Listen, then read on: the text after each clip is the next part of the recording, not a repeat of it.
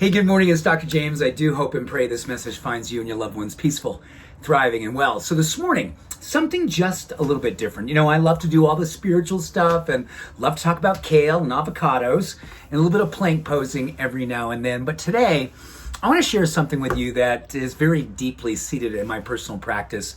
I am a giant fan of Waldo Emerson. I love reading everything he's ever written.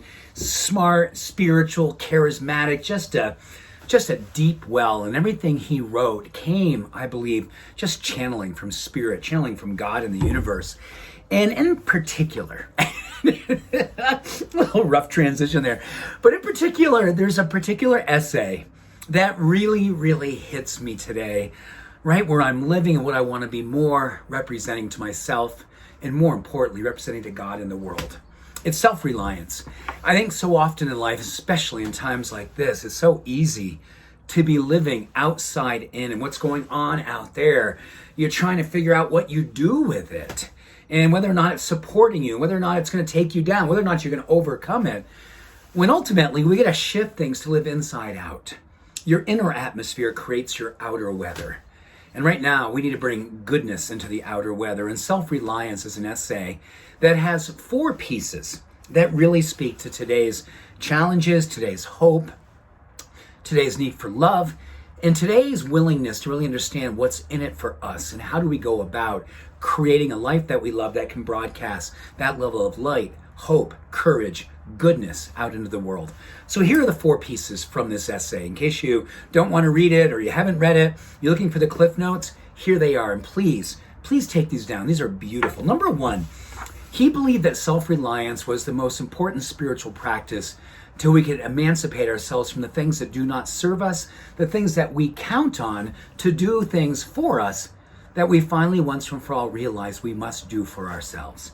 He speaks to something called independence from groupthink, giving yourself an opportunity to go outside of the groupthink, the collective consciousness, and stand in principles that literally allow you to have a connection to your deepest level of truth.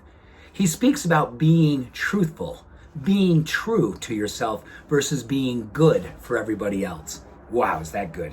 Connection and trust to one's abilities.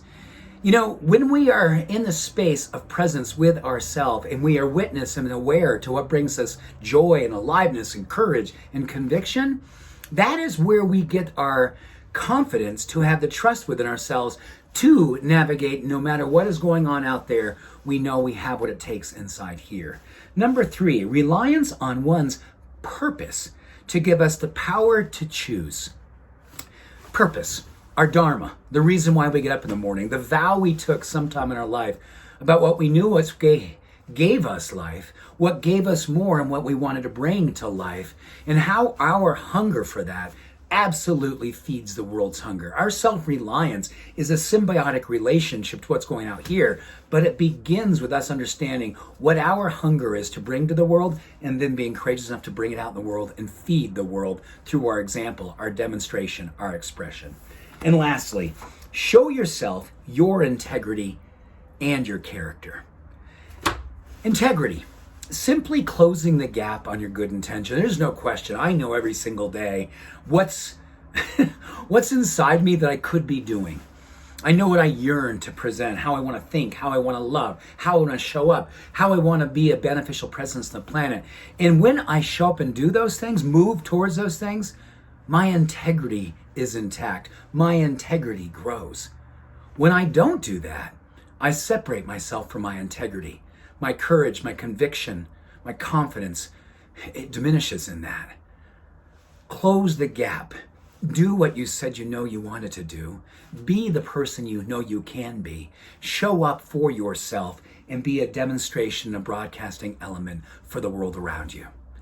Self-reliance, a spiritual practice that absolutely has a necessity today like no other time. Thank you, Waldo Emerson.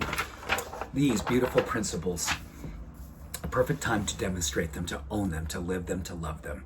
I love you. Have an awesome day. Bye for now.